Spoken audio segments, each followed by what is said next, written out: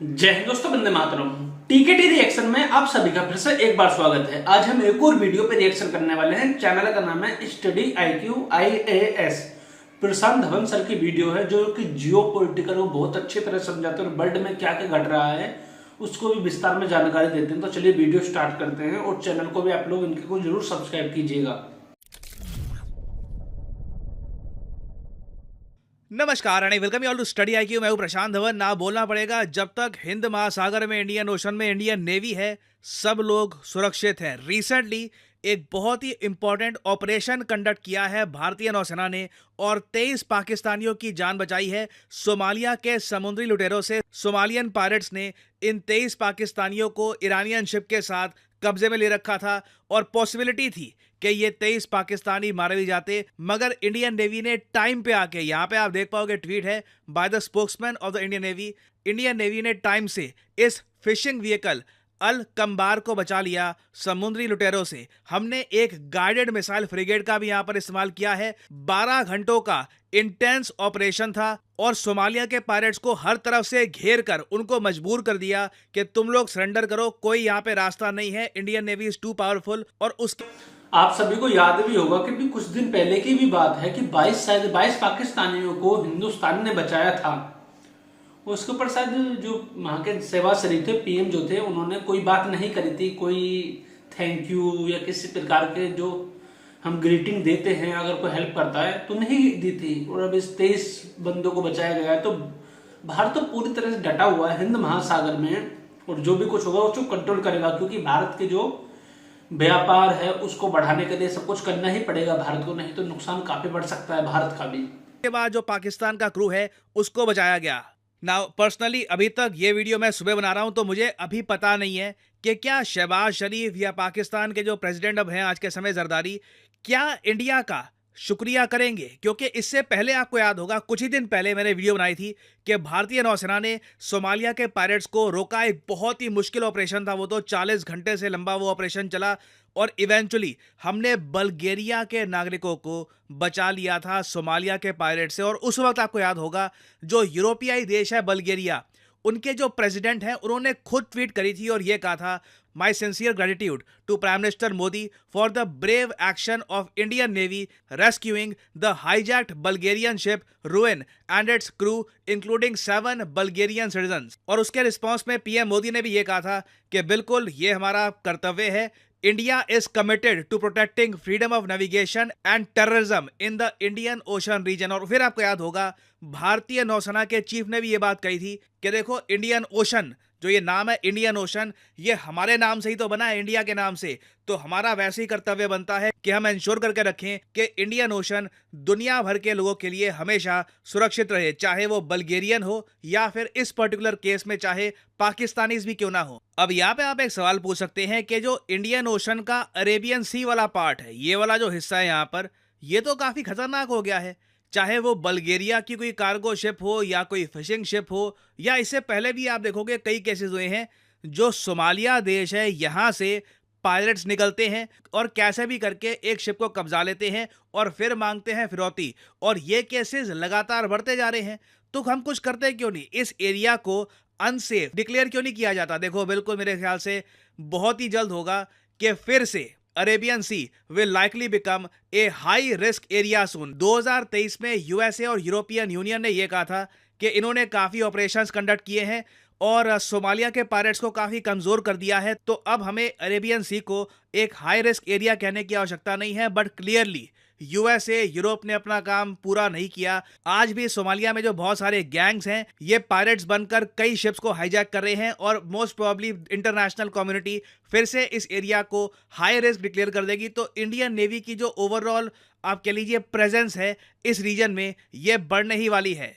और वैसे पर्सनली आप अगर मुझसे पूछे ना, तो मुझे लगता नहीं है कि जिस तरीके से बल्गेरिया ने ओपनली थैंक किया था भारत को, पाकिस्तान की सरकार करेगी। क्योंकि इससे पहले मुझे याद है फरवरी में भी, जी हाँ, एक्चुअली जनवरी के एंड में, फरवरी की शुरुआत में भी एक बहुत ही इंपॉर्टेंट ऑपरेशन किया था भारतीय नौसेना के मार्कोस कमांडोज ने, और पाकिस्तान और ईरान के 19 क्रू मेंबर्स को हमने बचाया था। यहाँ पे आप देख पाओगे, ये है वो शिप। ये फोटो दुनिया भर में काफी वायरल हुई थी, और उसके बाद एक वीडियो भी सामने आई थी जहां पर पाकिस्तान के जो सेलर्स हैं ये इंडियन नेवी को थैंक यू कह रहे थे कि थैंक यू, आपने हमारी जान बचाई है। ये जो क्लिप मैं आपको अभी दिखाने वाला हूँ ये फरवरी महीने की है।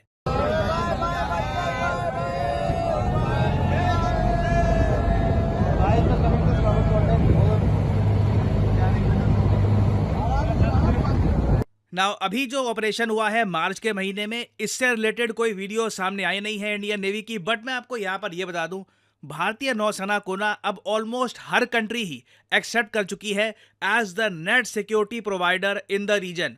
ना सिर्फ इंडियन ओशन में, बल्कि मैं कहूंगा इवेंचुअली पूरे इंडो पैसिफिक में भी। और मुझको एक बात यहाँ पर हाईलाइट करनी पड़ेगी, सिंस ये लोग समुद्री लुटेरे हैं, एक बार भी ना ये अज्यूम मत कर लेना कि ये लोग वायलेंस नहीं करते, इनके पास हथियार नहीं होते। सोमालिया के यहाँ से जो पायरेट्स निकलते हैं ना, ज़्यादातर ये ड्रग एडिक्ट्स होते हैं। ये बिल्कुल जो हॉस्टेजेस होते हैं इनको मार भी सकते हैं, चाहे वो अमेरिकन हो, यूरोपियन हो। इनको अगर फिरौती टाइम से ना मिली और इनको अगर लग रहा है कि ये बच जाएंगे, तो ये काफ़ी बार क्रू को मार भी देते हैं। एक एग्जाम्पल के लिए मैं आपको केस दिखा रहा हूँ, यहाँ पे आप देख पाओगे हेडलाइन लिखी है, सोमाली पायरेट्स किल 4 यूएस हॉस्टेजेस। ये आज से 13 साल पुराना केस है। सोमालिया के पायरेट्स ने एक शिप कब्जा ली थी। जब इनको लगा कि फिरौती नहीं मिलने वाली, सारे क्रू को मार दिया। अमेरिकन नेवी कुछ नहीं कर पाई थी, बस ये लोग देखते रह गए थे। इनके चारों सिटीजन्स मारे गए थे। फिर उसके कुछ साल बाद एक और केस हुआ, जब सोमालिया के पायरेट्स ने एक शिप को तो पकड़ लिया, फिर फिरौती मांगी कि हमको जी इतने करोड़ रुपए चाहिए, तभी इस शिप को हम छोड़ेंगे। अब पैसा जब आ रहा था ना, तब उसी टाइम सोमालिया के पायरेट्स में आपस में लड़ाई हो गई और एक दूसरे को इन्होंने गोलियां मारनी स्टार्ट कर दी इस इशू को लेकर कि ज्यादा पैसा किसको मिलेगा। यहाँ पे आप देख पाओगे 3 killed as Somali pirates fight over ransom. तो यहाँ पर मैं आपको ये बताना चाहता हूँ कि भारतीय नौसेना जो लगातार सफलता हासिल कर रही है, ये कोई आसान काम नहीं है। कई घंटे लगते हैं प्रॉपरली सोमालिया के पायरेट्स को। आपको अपनी शक्ति दिखानी होती है, उनको घेर के अच्छे से समझाना होता है कि या तो सरेंडर कर लो या तो बुरी तरीके से मारे जाओगे। यही भाषा वो लोग समझते हैं। अगर उनको लग गया कहीं से भी कि जो सामने नौसेना है इतनी पावरफुल नहीं है, इनके पास एक्सपीरियंस नहीं है, तो ऐसे केसेस बहुत ही आसानी से हो सकते हैं। अब आगे यहाँ पे एक क्वेश्चन आप पूछोगे कि फ्यूचर के लिए हम क्या कर सकते हैं, क्योंकि कल को ये जो पायरेट्स हैं ये किसी इंडिया की शिप को भी इस तरीके से धर सकते हैं, या फिर कोई और शिप हो सकती है उसको पकड़ सकते हैं। तो हम क्या कर सकते हैं इसको लेकर? मेरे हिसाब से नंबर 1 टाइम आ चुका है, अरेबियन सी को हाई रिस्क एरिया फिर से डिक्लेयर करो। This is very very important. दूसरी बात, ये जो टापू है ना, यहाँ पर इधर आप देख पाओगे सोकोर्ता टापू, इसी के आसपास ही ज़्यादातर हाईजैकिंग हो रही हैं। तो यहाँ पे डिप्लॉयमेंट शिप्स की हमको बढ़ानी होगी, ना सिर्फ इंडियन नेवी को, आई थिंक इवन यूएस जो कहता तो है कि यहाँ पे प्रेजेंट है, मगर ये लोग कुछ करते नहीं है पायरेट्स को रोकने के लिए। तो यूएस को भी यहाँ पे अपनी जो प्रेजेंस है, इवन मैं कहूँगा बाकी जो ये कंट्रीज हैं, ऑयल रिच कंट्रीज जो अपनी नेवी ये बिल्ड कर रही हैं, इन सबको अपनी डिप्लॉयमेंट इस एरिया में बढ़ानी होगी। क्योंकि कल को मैं आपको बता दूं, एक बुरी घटना भी हो सकती है। इंडियन नेवी अभी के लिए बहुत अच्छा काम कर रही है, बट सारा प्रेशर यहाँ पे ऑब्वियसली इंडिया नहीं उठा सकता। तो कहीं ना कहीं बाकी कंट्रीज को भी कंट्रीब्यूट करने की आवश्यकता है, और ये एरिया जो है this needs to be declared an unsafe zone. Now since हम इस रीजन की बात कर रहे हैं ना, यहाँ पे एक क्वेश्चन भी मैं आपसे पूछूंगा इस रीजन से रिलेटेड।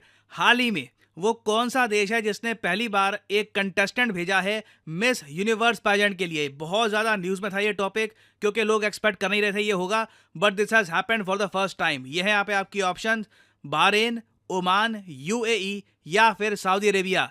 कमेंट सेक्शन में करिए उत्तर। सही आंसर जो लोग करेंगे उनकी कमेंट को मैं हार्ट दे दूंगा, ताकि बाकी लोग समझ पाएं कि सही उत्तर क्या है। और फाइनली यहाँ पर मैं ये भी ऐड कर दूं कि देखिए, जो हिंदुस्तान की नेवी है, जो हिंद महासागर का पूरा एरिया है, उसको पूरी तरह से कंट्रोल करेगी।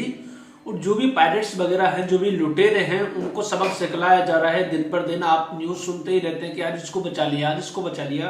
और काफी हाई रिस्क जोन है ये वाला, जिसमें कि ये सारे पायलट होते हैं और ये काफी ज्यादा खतरनाक होते हैं। हमने देखा है हथियार भी साथ में होते हैं इनके पास, और ये किसी भी शिप को कब्जाने की कोशिश करते हैं। और साथ ही काफी ज्यादा खतरनाक भी है आने वाले समय के लिए, व्यापार के लिए, और जो भी लोग जाते हैं उनके लिए तो है ही। क्योंकि शिप में लोग ही होते हैं, सामान के तो चलो एक बार को कोई दिक्कत नहीं है, लेकिन जो इंसान है उसकी वैल्यू काफी ज्यादा होती है।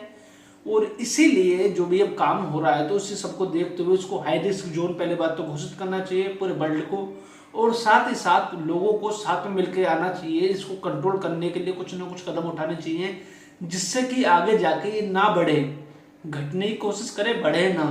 जैसे कि इंडियन नेवी तो अपना काम पूरा कर ही रही है, और जैसे कि प्रशांत धवन सर ने बोला कि जो ये ओमान वगैरह, जो सऊदी अरब वगैरह की कंट्रियां हैं, ये भी जो इनके पास थोड़ी बहुत नेवी है उसका उपयोग करें और इसको रोकने की कोशिश करें। आप सभी की क्या राय है, आप भी कमेंट करके अपनी राय बता सकते हैं। इसी के साथ इस वीडियो को अंत करते हैं। इनके चैनल को सब्सक्राइब कीजिए और हमारे चैनल को भी जरूर सब्सक्राइब कीजिए। जय हिंद दोस्तों, वंदे मातरम।